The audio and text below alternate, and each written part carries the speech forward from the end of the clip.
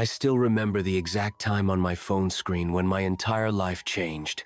3 o'clock, 7 minutes p.m. That was the moment I realized something was wrong in my own home. Not just wrong, unforgivable.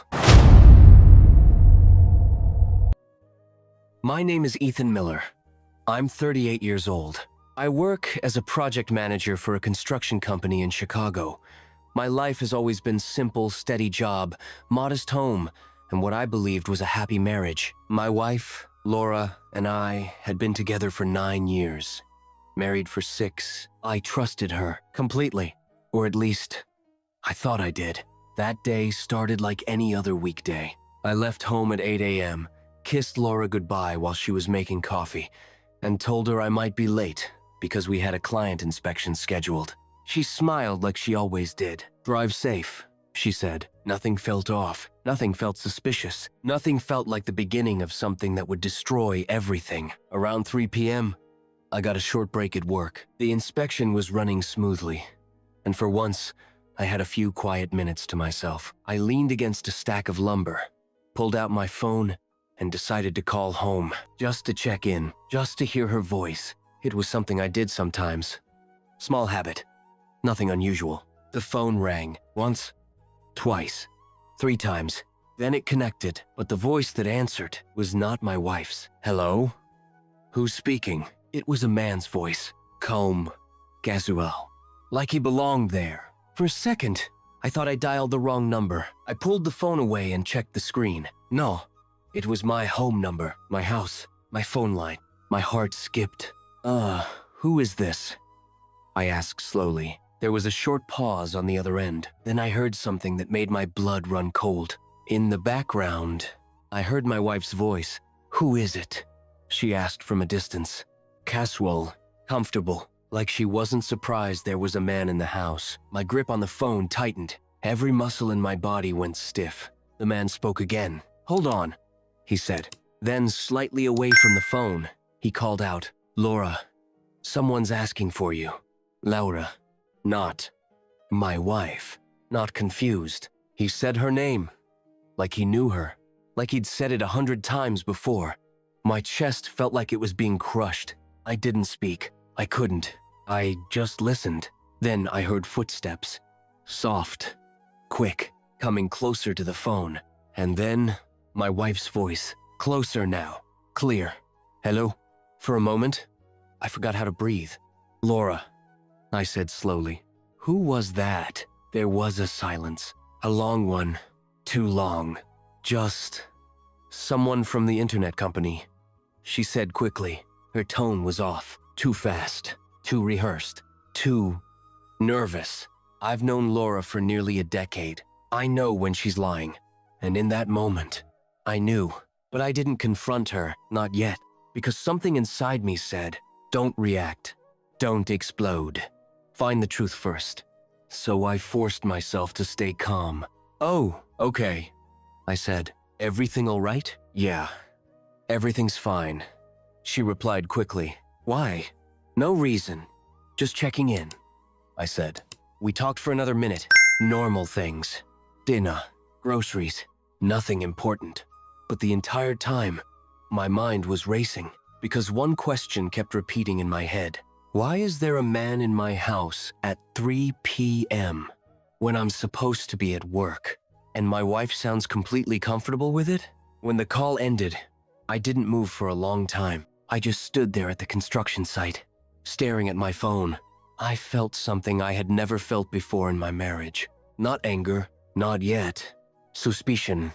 And once suspicion enters your mind, everything changes. The way you remember things, the way you interpret silence, the way you see the person you love. Suddenly, small things from the past started replaying in my mind. Times she said she was busy. Moments she didn't answer my calls. The nights she seemed distant. Things I ignored before now felt different. I took a deep breath and made a decision. I was not going to accuse her without proof. I was not going to start a fight based on a feeling, but I was going to find out the truth, no matter what it was, no matter how much it hurt. Because if there was another man in my house, in my space, in my life, I needed to know. And that night, I did something I never thought I would ever do in my marriage.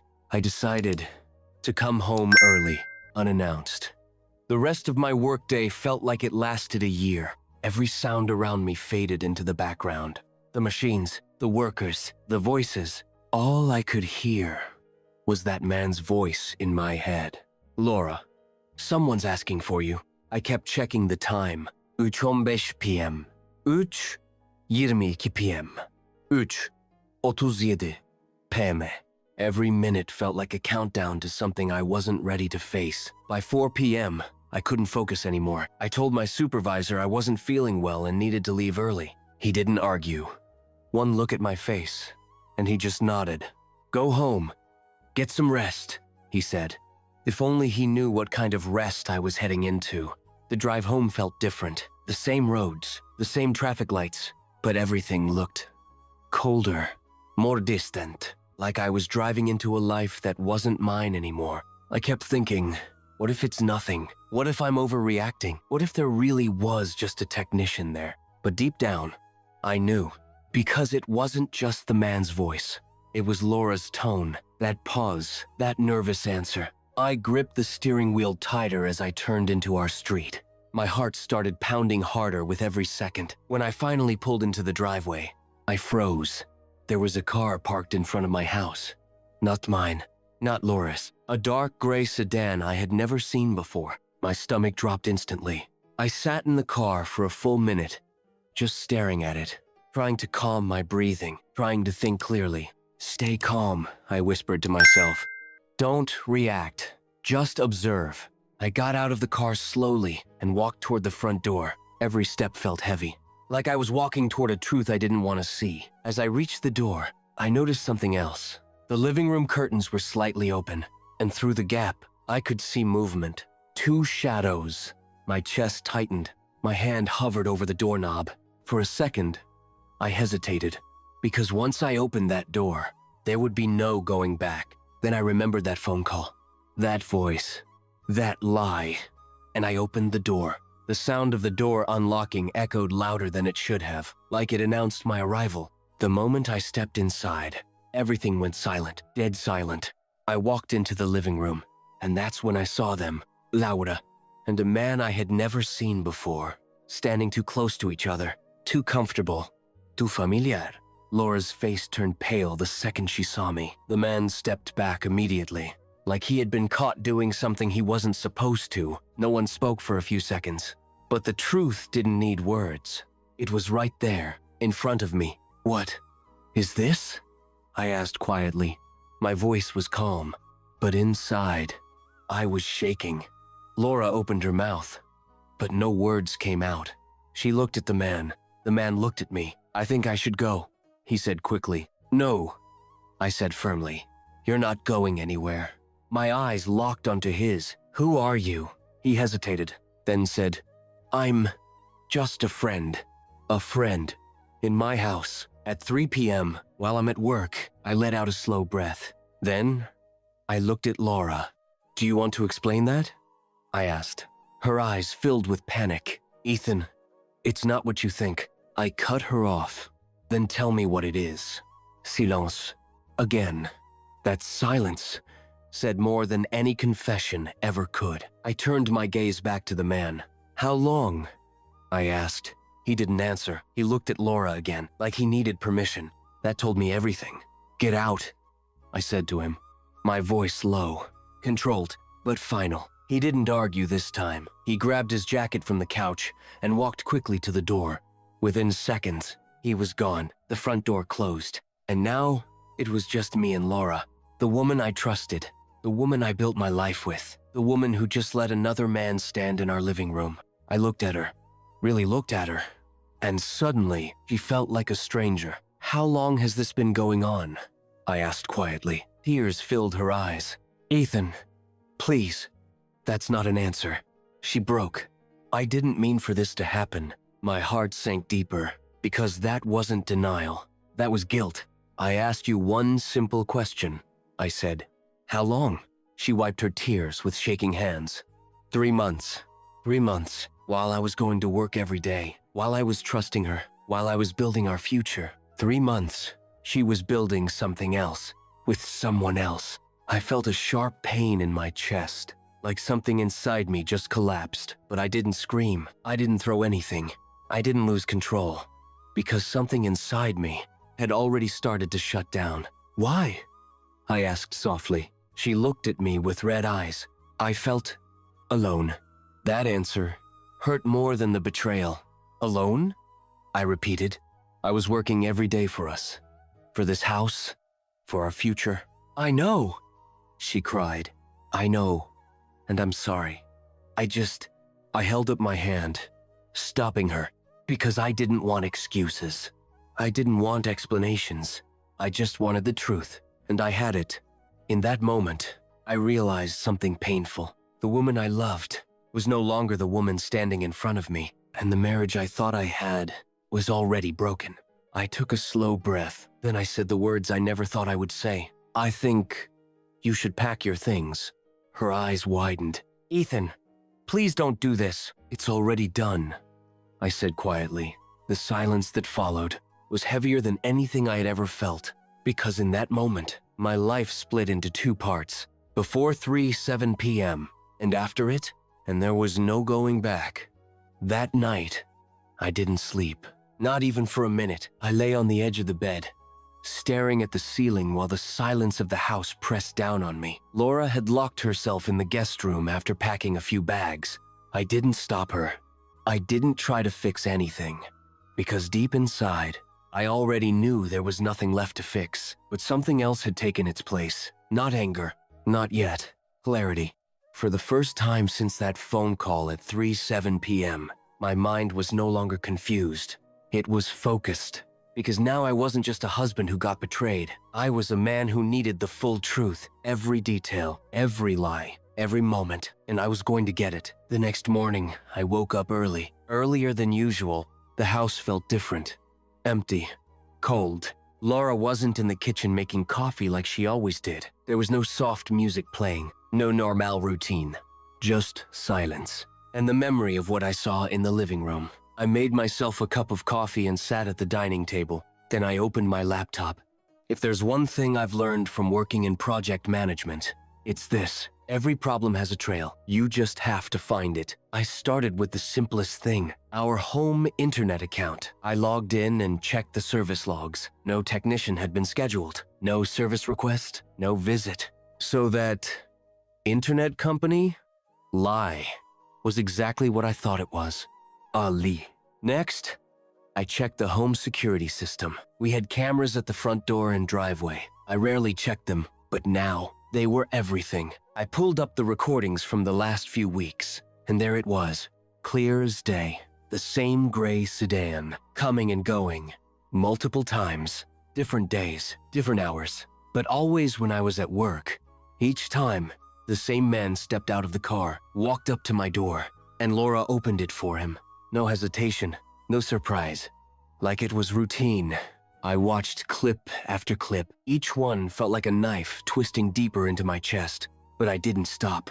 I needed to see everything, because pain without truth is just confusion. But pain with truth becomes power. By noon, I had everything I needed. Dates, times, frequency, proof. I sat back in my chair and closed my eyes for a moment, taking it all in. 3 months, regular visits, lies, excuse. And me, completely unaware, I opened my eyes again. And this time, I wasn't the same man who made that phone call at 3 p.m. yesterday. Something inside me had changed. I wasn't just reacting anymore. I was planning, because I knew one thing for sure. I wasn't going to walk away from this quietly. Not with lies. Not with manipulation. Not with disrespect. If this marriage was ending, it was going to end with the truth fully exposed. Around 2 p.m., Laura finally came out of the guest room. Her eyes were swollen from crying. Her face looked tired, guilty. She looked at me like she didn't know who I was anymore. "Can we talk?" she asked softly. I nodded. "Sit." She sat across from me at the dining table, the same table where we used to eat together every night. Now it felt like a negotiation table. She took a deep breath. "I'm so sorry, Ethan. I never wanted to hurt you. I didn't respond. I just watched her. She continued. It started as just talking. I felt lonely when you were always working late, and then it just went too far. There it was again. That word. Lonely. I leaned forward slightly. And instead of talking to me, you brought another man into our house? Tears rolled down her face. I made a mistake. I slowly shook my head. No, a mistake is forgetting to call me back. I paused. This was a choice. Repeated. For 3 months. Her face dropped because she realized I knew more than she thought. How do you know that? She whispered. I turned my laptop toward her and played the security footage. The color drained from her face as she watched clip after clip. Her and him. Coming in. Leaving. Smiling. Comfortable. By the time the last clip ended, she was crying uncontrollably. I'm sorry. She whispered again. I closed the laptop and looked her straight in the eyes. I'm going to ask you one last question, I said calmly, and I want the truth. No lies, no excuses. She nodded weakly. Do you love him? That question broke whatever was left between us because she didn't answer immediately. That hesitation was the answer. My chest tightened for a second, but I didn't let it show. I leaned back in my chair and nodded slowly. Okay, I said. Just one word, but it carried the weight of everything. She looked confused. Okay? Yes, I said quietly. Okay. Because in that moment, I made my final decision. Not out of anger, not out of revenge, but out of self-respect. I'm filing for divorce, I said. Her eyes widened in shock. Ethan, please. I raised my hand, stopping her. I deserve better than this, I said calmly. And you already made your choice. Tears streamed down her face as she shook her head. I don't want to lose you. I stood up from the table. You already did, I said softly. And as I walked away from that table, I knew something important. This wasn't the end of my story. This was the beginning of a new one. One where I would rebuild everything. On truth, on respect, on strength. And this time, no one would betray me again. The divorce process started faster than I expected, but emotionally, it felt like the slowest thing I had ever lived through. The next morning, I contacted a lawyer. I didn't want drama. I didn't want revenge fights. I wanted clarity. I wanted closure. And most of all, I wanted my dignity back. When I walked into the lawyer's office, I carried everything with me. Not physically, but mentally. The lies, the betrayal, the videos, the truth. My lawyer listened quietly as I explained everything. From the phone call at 3 p.m., to the man in my living room, to the security footage. When I finished, he leaned back in his chair and said something that stayed with me. Emotionally, this is painful. But legally, this is very clear. Clear. That word felt strange, because nothing about my heart felt clear. But my path forward, that was becoming clear with every step. We filed for divorce that same week. Laura didn't fight it at first. She was quiet, withdrawn, like she knew she had already lost. But reality started hitting her when the paperwork became real. Legal notices, asset division, property discussions. And that's when she started calling me again. Not as my wife, but as someone desperate. Please, can we talk? She said one evening on the phone, her voice shaking. I don't want this to end like this. I took a deep breath before answering. It already ended the moment you chose someone else, I said calmly. Silence, then soft crying on the other end. I made a mistake, she whispered again. I closed my eyes. That same sentence, over and over. No, I said quietly. You made a decision. Multiple times. For 3 months, she didn't respond because she knew I was right. Days turned into weeks. Friends started noticing something was wrong. Family members began asking questions. At first, I didn't want to tell anyone. I didn't want my private pain to become public discussion. But then I realized something important. Silence protects the wrong person. So I told the truth, calmly, clearly, without exaggeration, without insults, just facts. Some people were shocked. Some were angry. Some were disappointed in her, but almost everyone said the same thing to me. You handled this with more strength than most people would. That mattered, because I didn't want to be remembered as the guy who got cheated on. I wanted to be remembered as the man who walked away with dignity. Meanwhile, her life started changing in ways she didn't expect. That man, the one from the gray sedan, he didn't stay, because what starts in secrecy rarely survives in the open. Once everything became real divorce, consequences, reputation, he slowly disappeared from her life. And suddenly, the choice she made for 3 months left her completely alone. One evening, about a month into the process, she came to the house. She knocked on the door. Softly, I opened it, and for a second, I almost didn't recognize her. She looked tired, not physically, but emotionally drained. "Can I come in?" she asked quietly. I hesitated, then stepped aside. We sat in the living room, the same place where everything fell apart. She looked around the house slowly, like she was realizing this life was no longer hers. "I lost everything," she said softly. I didn't respond. She continued, "I thought I was unhappy. I thought I needed something different." Her voice cracked, but I didn't realize I was destroying the best thing I had. I looked at her, and for the first time, I didn't feel anger. I felt distance, because the person I loved was already gone. "I hope you learn from this," I said calmly. "That's all I can say." Tears rolled down her face again. "I wish I could go back," she whispered. I shook my head slowly. We don't get that option in life. Silence filled the room again. Heavy. Final. She stood up, walked toward the door, then stopped. "I'm really sorry," she said one last time. I nodded once, then she left. And this time, it didn't hurt like before, because closure had finally arrived. A few weeks later, the divorce was finalized. Papers signed, assets divided, names separated. Legally, we were strangers again.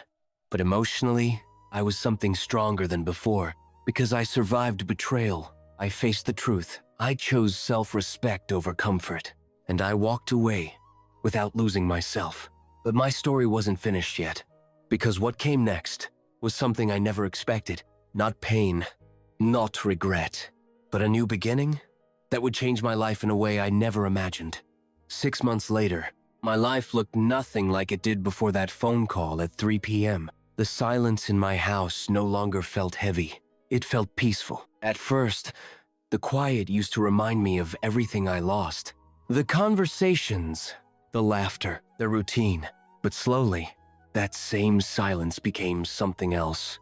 Freedom. I started rebuilding my life piece by piece.